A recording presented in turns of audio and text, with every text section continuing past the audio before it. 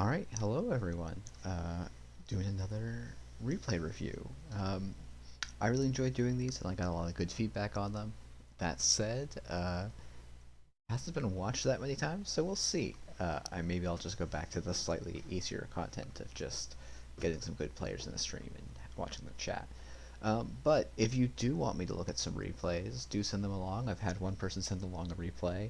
It's another Tau versus Asa, so I figured I'll let that rest for a little bit and try and get some slightly different things, though. As you can see, I'm going to be talking about an Asa list anyway. I also want to plug Metropol Grid. He's been doing a lot of generous plugging of me, and obviously, while I'm not going to be able to match his viewer numbers, I think if you haven't been checking out his streaming, he's a great content creator. And we played a match on the last stream with a similar deck to the one I'll be talking about today. But I think without going much further ado, let's just get to the meat of the video. So this is the ASA list I've been testing around post VLC ban. All of last year, I basically played a reconstruction contract ASA list, and maybe I should put a little more effort into seeing if that can live in this meta. I think that deck, more than the other ASA decks in 2020, was dependent on Cybernetics Court, and I'm more skeptical that it can perform well when not being able to hold multiple tools in hand. So this was my development, sort of tweaking on the ASA list that people have been seeing success with at the end of 2020, with the key card being Lakshmi Smart Fabrics, where you can use that to protect your agendas. I say it's the key card, you'll note it's only a 2x here. I view it more as a finisher, and you use kind of your tempo and explosive board state to score earlier agendas.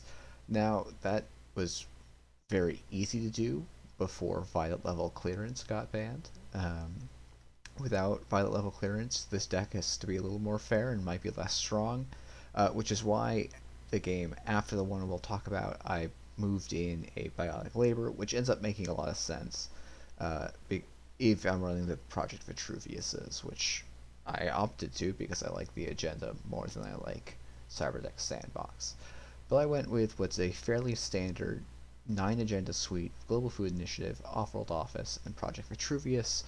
Because Global Food Initiative is worth 1 fewer point runner score area, the runner always has to score 4 agendas. This deck, however, as the Corp, you can often win by scoring only 3, which is a huge advantage. Um, the rest of this deck is basically about going fast. So you have Rashida Jaheim because she's in every court, getting 3 draw 3s, 3 spin doctors, draw 2 more cards. I'm playing 3 predictive planograms, so you can draw 3 more cards or recover from low credit titles a little bit easier. You've got fully operational to keep drawing cards, and sometimes Drafter is drawing you cards, sometimes Gatekeeper is drawing you cards. So this deck is really trying to just go up tempo. It has Maryland Campaign as the main econ. I've been cutting more and more copies of Nico because the 2 to trash cost you just end up really feeling. And Jeeves is a all-star card, but you also don't want to see a ton of him. I think a lot of these counts and suites are not well optimized, but I figured this game was interesting enough. And just to talk about the runner list, my opponent was basically playing, if not this exact list, very close to this list. This is Crit Hit D20 or Greg's Valencia that has APOC with a, it's a reg Valencia deck using Penny Shaver to make a lot of money on its runs, with a 1x Apocalypse primarily for the ASA and Precision Design combo. This is also the deck that Metropol Grid was running against me, and in both the game we're about to see in that game, the I Valencia was able to get the APOC off, but the game continued and wasn't just over because of that. So hopefully, while I think I have some criticism of my court play, I think there's some stuff to be learned, hopefully, about how you can play around and after APOC with these lists. Because it's not really a game over in a lot of these cases. pretty solid thing. I was in some channels very skeptical of this list being good. I was almost certainly wrong. Uh, Actually, no, I was just wrong. But anyway, I want to get to the game.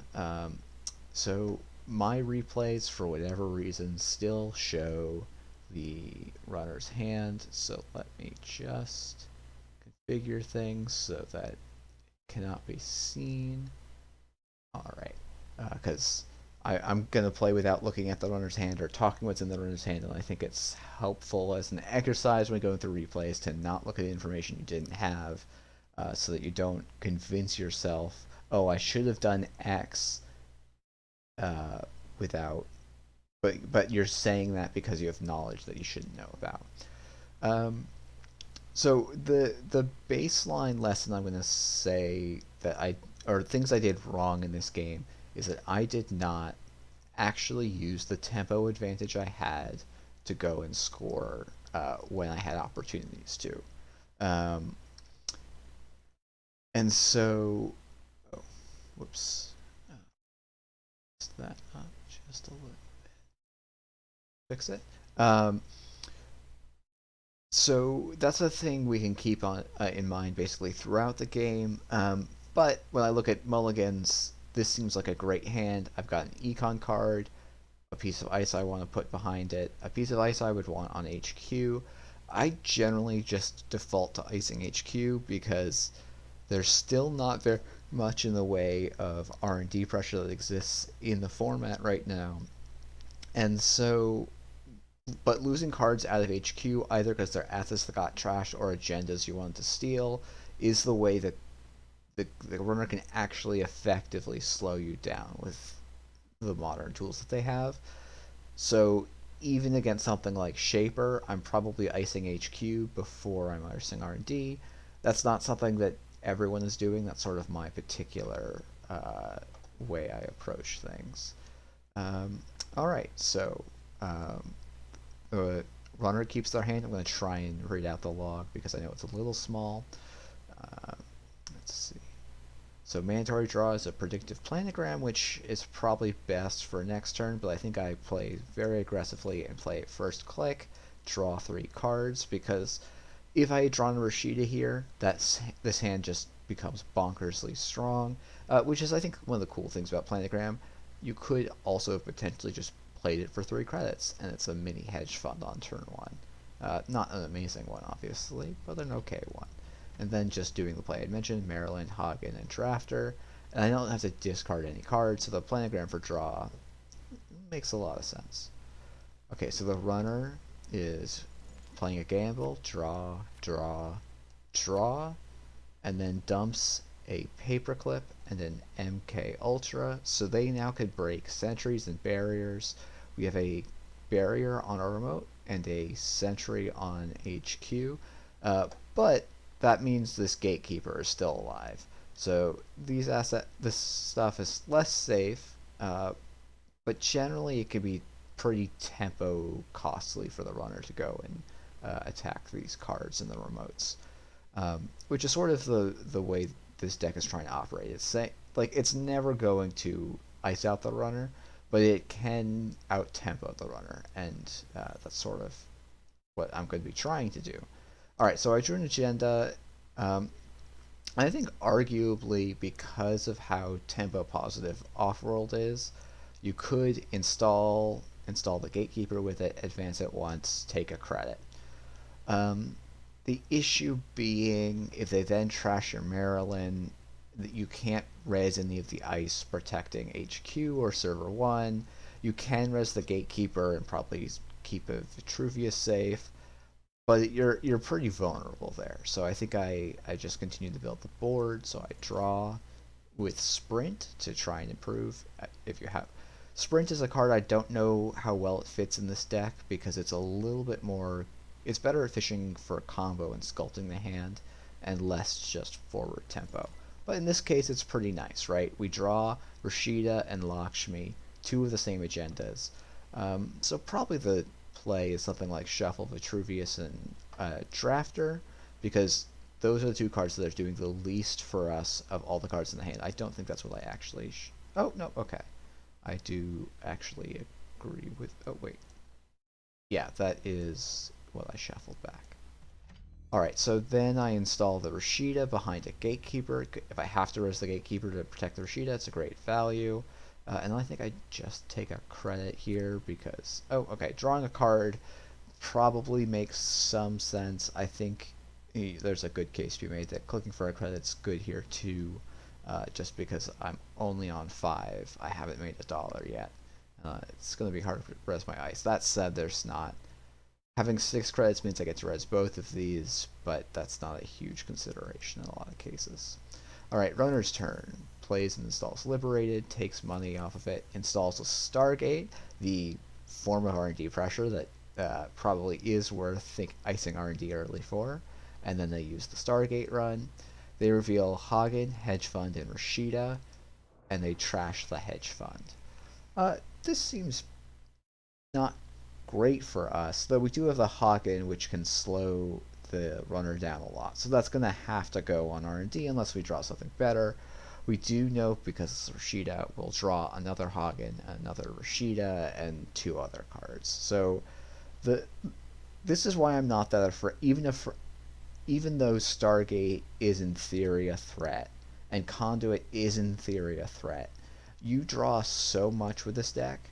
You often can draw through any amount of turn 1 tempo they can generate, and then both of those cards cost 4. So it's very easy for the runner, like in this game, they've ended up at 3 credits, and we can just out-tempo them and ignore it. So this may not work as well against the max decks. I haven't tested as much, but this is sort of the operating theory for the list. Alright, so we drew the Rashida, we drew an ice, we drew a fully op. I think this is one of the turns where I start going a little slow and greedy. I could probably start looking to score even with this Stargate threat. Stargate's going to hit probably about 1 agenda every other turn or so, and I could afford to bleed an agenda if it scores me 1 to 2 agendas. But the line I take is instead, especially once I have 3 agendas in hand, there's only 6 left in R&D, I could probably be playing a little more aggressively than I end up doing here, which is installing the Rashida behind a Hagen, installing the Lakshmi in server 2, and installing the Hagen on R&D.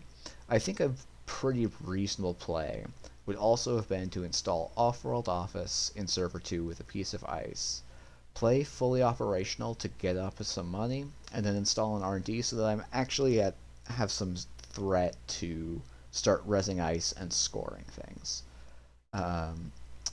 Actually, no, it shouldn't have been the Rashida if I'm not going to advance, or the agenda if I'm not advancing. So either the Lakshmi or more likely the Rashida in the double ice server. Double ice server is important so that Botulis and just their Paperclip and MK don't get them through for free. Or at least that's the threat, right? None of this ice is actually any good in this board state. This is the only piece of ice that's going to do a lot of work for me. But the runner, all of these ice can be Gatekeeper, right? All of these ice can be Hagen, which is relevant for Stargate. So the runner does have to play very carefully here. And that's sort of the other thing that makes this ASO list work, is the threat of your best case scenario ice is very high, but your ice late game is quite poor, with the exception of Fairchild 3 and Ansel, which I'm running fewer copies of than many ASO lists. Alright, so the runner is drawing, clicking liberated, clicking liberated. So we basically get a free turn, though we have to now be aware the runner is 10 cards into their stack, 11 credits. They can run a lot of our ice and make it through here. I can never... Resing the Lakshmi here is... I'm always trepidatious about resing it early, but basically we're setting up to score the off-world this turn. That's what this Lakshmi res is for, so we drew a lot, which is a little frustrating because we have to dump a lot of cards, but we hit Border Control and Fairchild 3, which are both good for scoring. I don't think this is one of the turns where I do it, but there are some turns where I don't plan sufficiently, but this... hope was not. I hope I advance here. Alright, so I take fully operational. Because my hand is full, I've got a lot of tools I want. I just take it for the money so I can basically res all my ice for the rest of the game, or half my ice for the rest of the game, as is actually the case. And here I do throughout this game, this was a somewhat casual night event, and so I was playing a little fast and loose, but this is actually one of several turns in this game where I don't think my whole turn through. Right? In this hand, Drafter is not that relevant. It's a 5 credit tax, which is, or 4 credit after the bad pub. And that's not game winning for me here. Advancing this agenda is. So if I had been thinking about my turn ahead of time, once I had seen all the cards, the obvious play is install off-world, install the border control, play the fully op for money, and then advance once. Um, but that's sort of, and because I'm friends with this guy, they let me just fix my play, which is very kind. So the Val has to basically go after the Lakshmi, because if you run this and I just show you the off-world office, you've just wasted a bunch of resources. And this is the interesting threat that Lakshmi poses. Um, it is the gatekeeper here, so we get to draw 3, and I'm not sure I actually make the right decision off of this draw. I draw 3 cards. I think I shuffle back Vitruvius GFI and Offworld, but I think I should keep the Offworld so I could just chain them. And that's just not what I do, right? Um, yeah, the Lakshmi gets trashed, so it's less valuable, and so instead what I'm doing is I'm keeping just 5 more points, so I could, in theory, just windmill through this remote. But I think the GFI is too ambitious to score here. Having 2 off-worlds would have been nice. Um, it's not a huge mistake, and I don't think it's that big of a deal. I use the Lakshmi to show off-world so that this server 1 ice is safe. That's sort of, I think, the obvious play. And the runner spends their last click on that turn to draw, so we get the score. That said, so I then shuffle the Maryland back in, because you basically always will. Here I make a huge mistake. I don't score this agenda right here. I instead slow myself down installing assets. I think my thinking was I needed money, but I really don't. I'll be at 25 minus 3, so 22 credits after scoring the off-world office. I can lose both of these assets and not mind, right? I've got another Maryland in hand, so I'll be able to keep going, and I'll have the planogram to keep my gas going the turn after that. Um, so this turn, I sort of just, I just give the runner a whole turn. If they had APOC in hand, I've just improved the value of their APOC, not defended myself from APOC at all. This Fairchild 3 going as a second ice on R&D or HQ also would help slow down the APOC. Archives probably as well, in case they do the Rebirth Omar to get basically 2 runs for cheap. So this turn I'm not a huge fan of, right? I'm making myself quite vulnerable. The fact the runner's on 4 credits makes it an okay play, but I think just losing the assets and then being able to threaten the score on my, so scoring on turn 5 and threatening to score again on turn 7 is better, because it gives the runner less time to set up and go. See the runner play Wildcat Strike. Even on 2 credits, remember, Anarchs often have it liberated, so they're really on 6 here. Any Anarch drawing card, any card draw is really, really strong. I would recommend you just always give the runner 6 credits. Yeah. And so that's what I do. They click liberated, they install Amakua, and then run server 1. I don't res here because paperclip is 4, and then it's going to be another Hagen will be strength 4 after, so it's 7 to break. And then they'll still have enough to get Nico. I'll have invested 4 and not really cost them anything. In retrospect, I think this actually might have been correct, just to make the APOC hurt a little bit more. But I do generally like the idea of making one of the reasons not to res is so that I can make this run expensive where they have to install all their breakers in one go and don't get to take their backup further. Oh,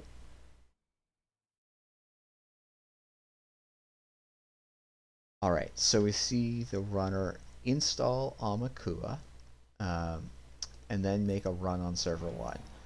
Uh, this Hagen res, I think you could go either way on. It basically is gonna make the runner broke to go in here and trash the Nico campaign. Um, which makes some sense. You know, they're on one credit for trashing an asset. That's nice to have, but not game winning for us. We rest the Maryland campaign, advance the off-world office 3 times, score it. We're in a nice spot with the runner on 2 credit or 1 credit, 2 on Penny Shaver, and you know only 2 cards in hand. We've got some time. So the runner draws, draws, draws, draws. And then discards an MK Ultra. So important thing to note, they still don't have a Black Orchestra in the bin, which is very helpful for us. If I've been thinking about APOC, it's they're 15 cards in out of 50 on their 1-up, so it's still not likely that they have it yet. So I think the right play here is install advance, which is, so I install the off-world, I install the Jeeves, and then I still advance because the runner there's ways the runner can get in this server and trash the Jeeves, and so I want to just shore myself up, and having an extra click the turn I do score is still going to be okay. So we see the runner installs 0, clicks 0, plays Dirty Laundry to run archives, and now they're on 7 credits, and so they're starting to be in threat range to do stuff again. We res the Chiefs, advance, advance, advance. And I think, so installing the GFI isn't amazing here because we don't actually have a way of scoring it next turn. So installing either the Maryland or the Spin Doctor makes the most sense. Probably the Spin Doctor because it's a higher utility card. We're on 21 credits. We don't really need the money. And I believe that is what I do. Installing it in server 3 is a bait. Just to make them go and get the Jeeves is probably what that real threat is. Seems like a slightly smarter play. Jeeves and an unadvanced thing in server 3 isn't probably threatening to win the game, but scoring a third agenda really hurts the runner's odds of winning because then they have to score 4 of the remaining 6 agendas, which can be a very tall ask. But playing it this way, I'm basically telling the runner they get a whole nother turn, where they don't have to try and handle my board state directly. We see the run HQ. I res the drafter here because Botulus isn't enough to break it all. If you can get fully operationals, you're in like Flynn. No, it's just fantastic. Like drafter fires after turn 3 once you've got good stuff in the bin is one of the like win conditions for this list. Drafter can be extremely punishing. Lakshmi's, Sheeta's, fully operationals are all great targets. So we now see the Val has to trash their Botulus to install an MK, break. So, 5 cost for 3 is fine. It's pretty good. Seal predictive. Just play some zeros and take their money off of Penny Shaver. Alright, so we get our mandatory, we see a border control, a global food. There's a lot of lines you could do. I think the line I took ends up being quite bad when I was playing this like there was no apocalypse. Because as we will see, I put 2 border controls in, so my plan is basically they probably can't break Fairchild 3 times. And I've got enough money to res 6, 4, 14, so I don't quite have enough to do global food twice. So it's probably more like I'm thinking they can't break Fairchild twice. So that's sort of, I'm just advancing twice so that even if they go, the Jeeves, this server is weak, So I can't rely on Jeeves as part of my winning plan, but I can still use it sort of as a threat. Um, anyway, this is where if I had not installed this border control, left the 3 ice that were there, installed that border control on archives, this would be a very different game. Um, I res Hagen here, which I don't think I love in retrospect because that costs them 1 real credit, which 4 for 1 is not good. Um, and I get very badly punished for it, as I've been alluding to with the apocalypse. But this is where planogram looks really good. Um, I just get to draw 3, and suddenly Rashida Gatekeeper, I'm back in it. So I am going to Rashida Gatekeeper, then play a hedge fund. Arguably, I could not play the hedge fund and do something else, but I don't think there's a good. I think if I was to do that, I would have had to have drawn again after the planogram, which would be okay. I would have 5 cards in hand, potentially 1 agenda, but I guess with no agendas in hand, that's fine to just get more money to recover. The runner is on 1 credit, so I need to go and find an agenda before we can both rebuild, because they're going to rebuild stronger than me.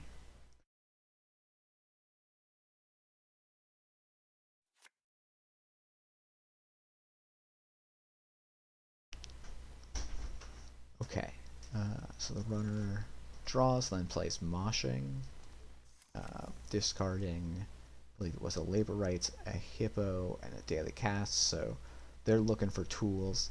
In there, they only have MK Ultra face up in their heap, so if I can find any agendas, I'm in a very nice scoring position. They use 0, and they're clearly digging for things. Get the Rashida. So we get Lakshmi's assets, but still no agendas. And so I'm going to sprint to find even more because, but I think actually the correct play after the Rashida is actually to use the planogram, not the sprint. Though I guess arguably because I'm so over hand size after the Rashida, sprint is fine because it lets me keep my deck somewhat alive. Alright, so installing the Lakshmi, installing the Fairchild, installing the Marilyn, and then I'm going to use, I would assume, oh no, I don't use either fully up here because that was the end of my turn. Alright, they do 0, hit the I've had worse, so their hand size is big, they're at 5 credits, like this is starting to look a little scary, they play a sure gamble, run archives to pick up the global food, and basically in a lot of cases the APOC resets the board and gives the runner 2 points, which is a very powerful card, but it's something that you can play around with this Corp deck. Getting the Lakshmi counters, in retrospect, probably it's better to save the Lakshmi. I don't need the 3 Lakshmi counters as badly, so keeping this as an unknown threat is probably useful. And my first click is okay. Yeah, it's and here I want to really be drawing. I've got plenty of money. I've got way more money than I have ice to res, and I desperately need agendas before the runner gets a Black Orchestra in the bin, which they still haven't seen with 17 cards left in the stack, so I'm a little lucky here. Alright, so I see 1 agenda. It's not the ideal case, though. I really want to be digging for one of my 2 remaining global food initiatives, so I'm going to keep digging. Still digging because I can have plenty of clicks to spend playing.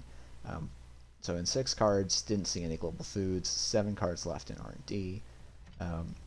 So I'm going to install a Vitruvius because I can score that without advancing, so it looks like a regular asset, which is very nice here. And then I do need to protect HQ again now that stuff is building up. Except I don't do that. I guess... Boy, I should have watched this more than briefly yesterday. So, I think, and then discarding, I don't need the Maryland as much.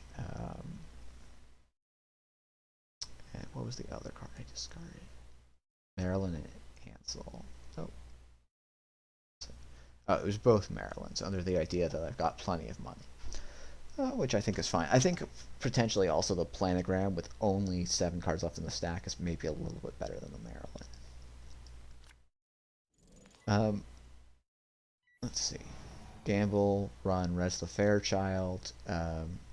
It's a little bit awkward here because it means they get to turn their face downs. If they had a Black Orchestra, this Fairchild almost is bad to res. Um, I guess it ends the run and protects the Lakshmi, but if I hadn't res the Lakshmi, they probably don't run this ice, this server when it's on res. So I think it's maybe indicating this Lakshmi res was bad. Um, this Earthrise Hotel strongly suggests we've got a very limited window where our ice is going to be good enough now that the runner's at 15 credits and basically through their deck. So we really need to get moving. I almost wonder if the right play is just overwrite this Vitruvius and advance twice. Because this server is probably enough to keep the runner out. Maybe not. So they don't have the Black Orchestra yet, but they can, if they like just hard call it, right? They get to click through the Ansel, oh no, they don't get to break the Gatekeeper, right? That's the whole point.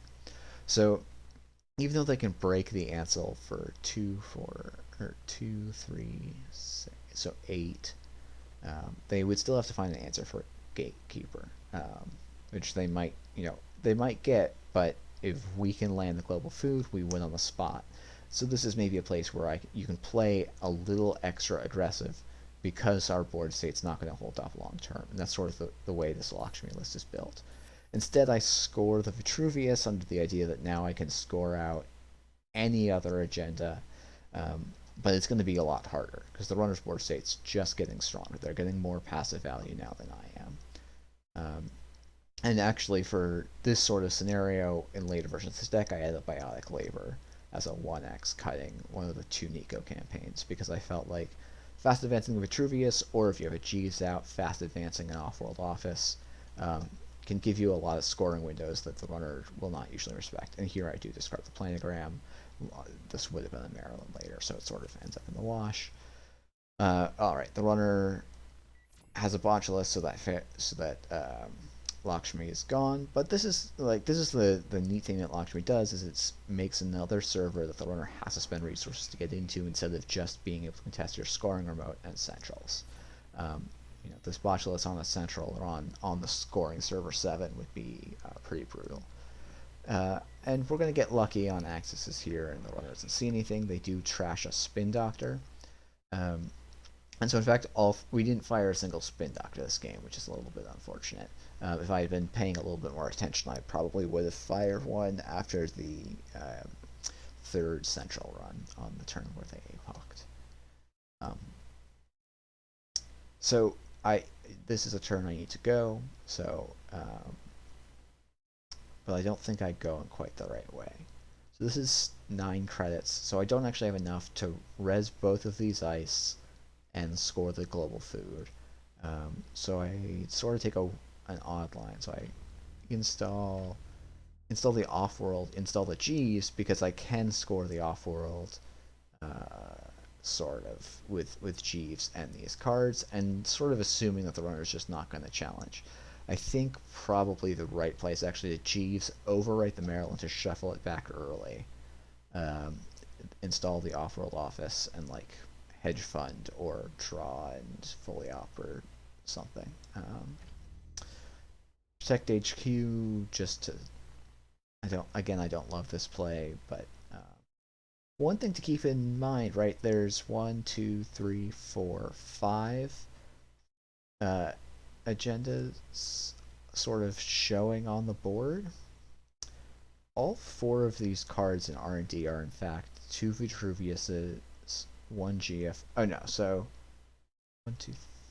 All right. Oh, I can't count. There's 6 agendas on the board. 3 of the 4 cards in R&D are agendas right now.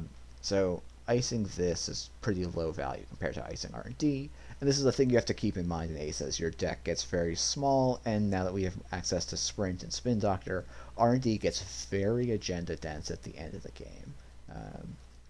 And we'll actually see, like basically if the runner runs R&D 4 times here, they win the game. They just both me and him are new enough that we hadn't thought about that line. Um, don't know if maybe I'm supposed to res the Ansel first there, just to make them spend resources, and then I get to bounce them out. Um, I draw with the Gatekeeper again because of how agenda dense R&D is. That's probably wrong. So I only shuffle back the global food. There are two cards in R&D. Uh, one of these is the Vitruvius, and in fact one of them is a GFI, and one of them is some other card that we're gonna draw next turn, I think. Uh, they go into server 6, trash their stuff, which they can do, and then trash our Gs, which means we don't get to score the off-world office here. If we had Biotic, we could, and it's part of why I put it in the list later. So I shuffle Maryland into R&D so I don't deck myself, draw the GFI, so R&D is uh, one GFI and some other card. One GFI and one Maryland campaign.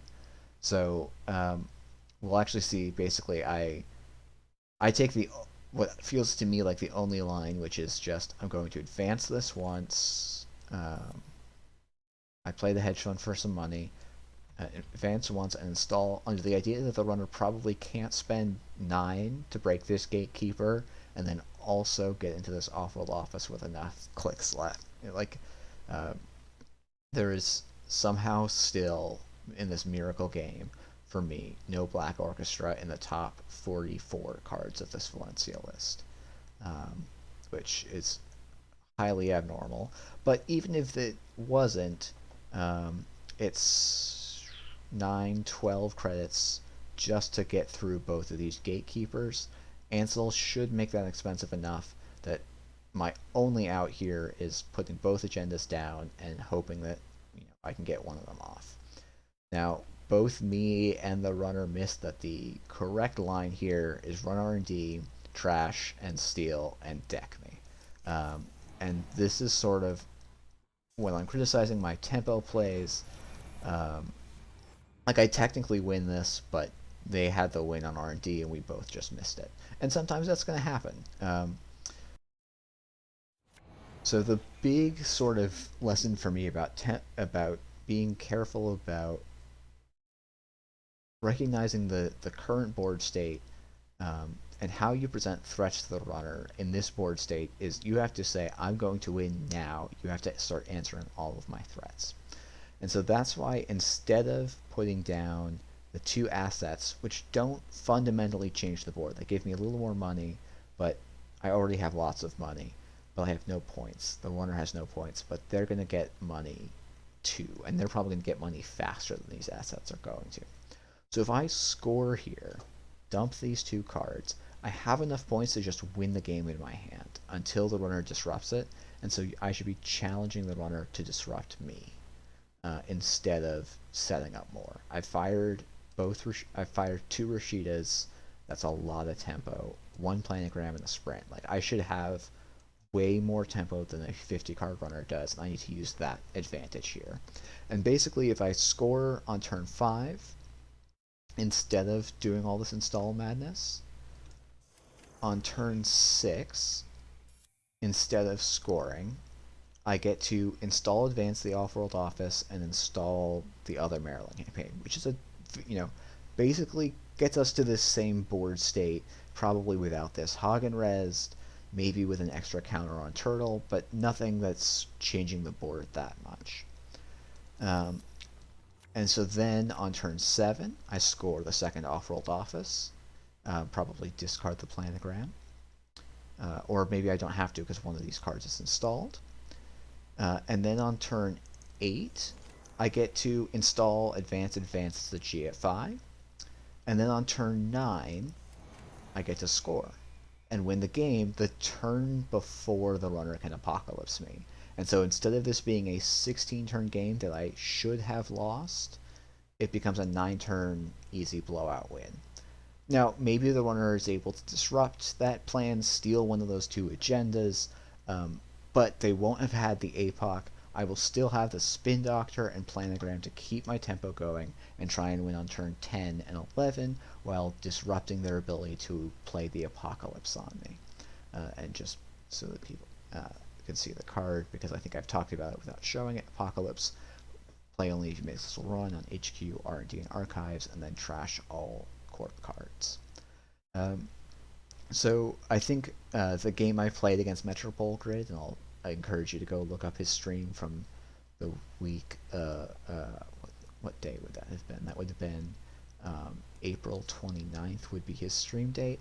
I think we played basically the same decks, and I think I played a little bit more cleanly, though I have that replay wasn't recorded, and I haven't gone back to watch that stream. But thank you for toughing this one out. Hopefully this wasn't too self-indulgent. And if you have a replay you want to see or a different type of content you want to see, I've got some ideas for other things, maybe some topics about deck build and suggestions and things. But please let me know in the comments. Thank you and have a nice day.